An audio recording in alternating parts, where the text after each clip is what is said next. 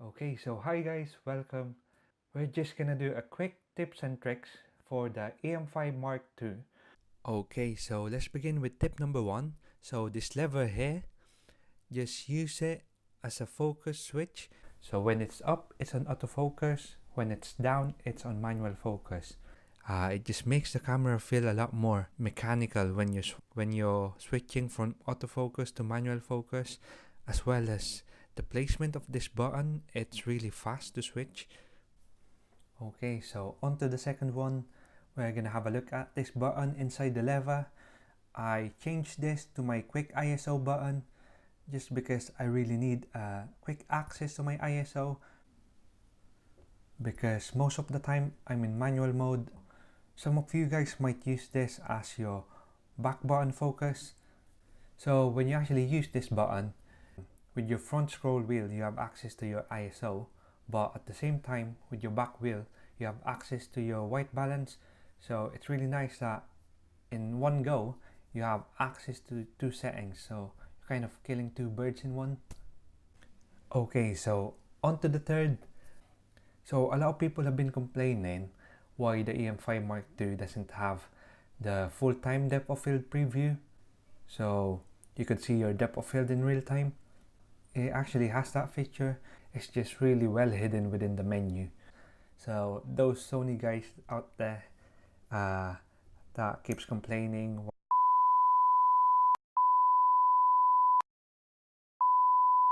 Anyway, so this is how you turn it on.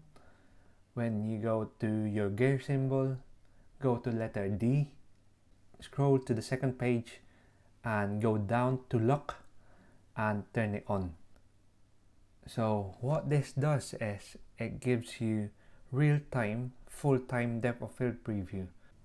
So this is especially handy to portrait shooters who need to see their depth of field in real time.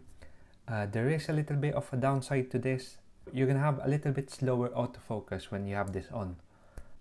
But then again, when you're doing portraits, sometimes you don't really need the fastest AF. So there's actually a way to activate this. You need to press your depth of field preview once. So when you look at your screen, you actually see this green aperture symbol. That means you have your full-time depth of field preview on. So now, as I'm changing my aperture, the aperture blades are actually closing and opening in real time.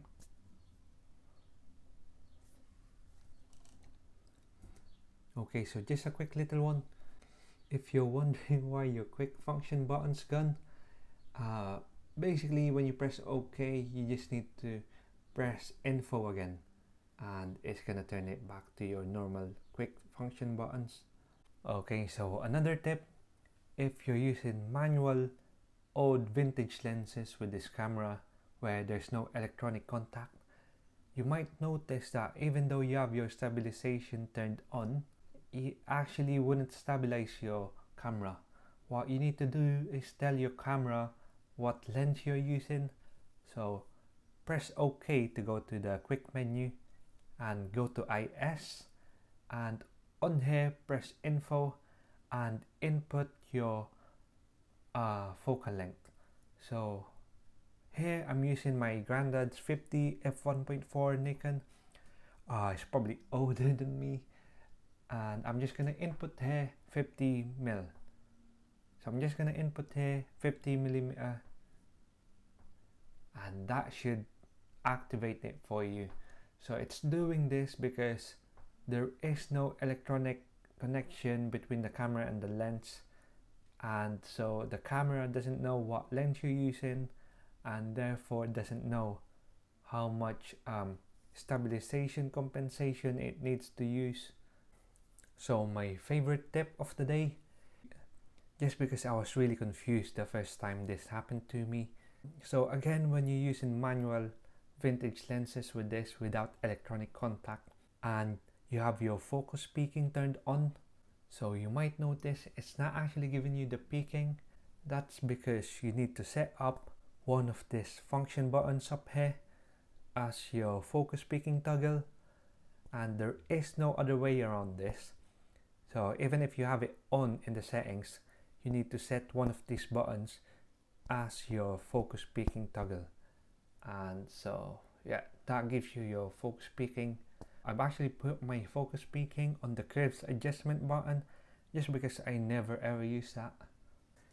Okay, another tip for those of you who shoot in like variety of stuff, sports, your dog, family, still life, and you need quick access to your AF mode selector, I've changed my HDR button, which I never ever use, as my AF focus selector.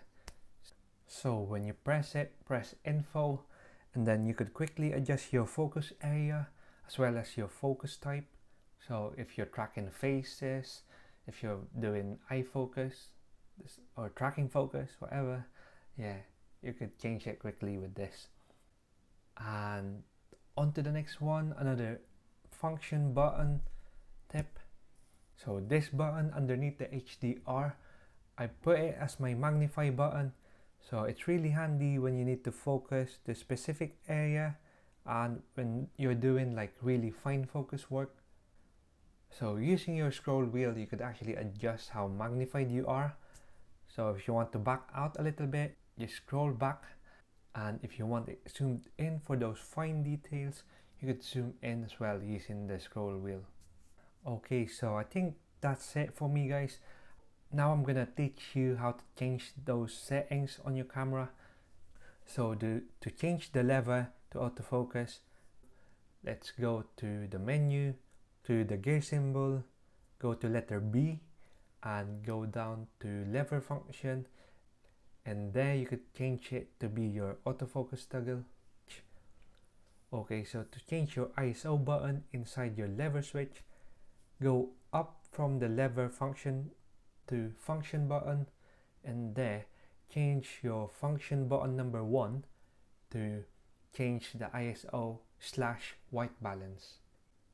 So sorry, it's a little bit blurred here. Okay, so whilst you're in this page, you could actually find here all the other buttons as well. So like your depth of field preview, which I've set mine as the button in front of my camera. So you could change that here as well as all your other function buttons like your HDR, your focus peaking, and your magnify. I think we're finished, guys. Finally, thanks for hanging by. I know it's a little bit long. So the quick menu button is actually nice to have, but you know, I just really like having these manual buttons, and it feels quite like tactile and mechanical when you switch over your menu. They're just in a nice handy place so that when you need quick access, they're there. I actually missed this camera. I sold mine to go to Sony. So I hope you enjoyed that. If you did, give me a thumbs up. If you didn't, just give me a thumbs up as well, guys. So on the next video, we're gonna be showing you a test of the image stabilization on the E-M5 Mark II. I'm telling you now that it's amazing, but subscribe and watch out for the next video. I think you're gonna find it really surprising.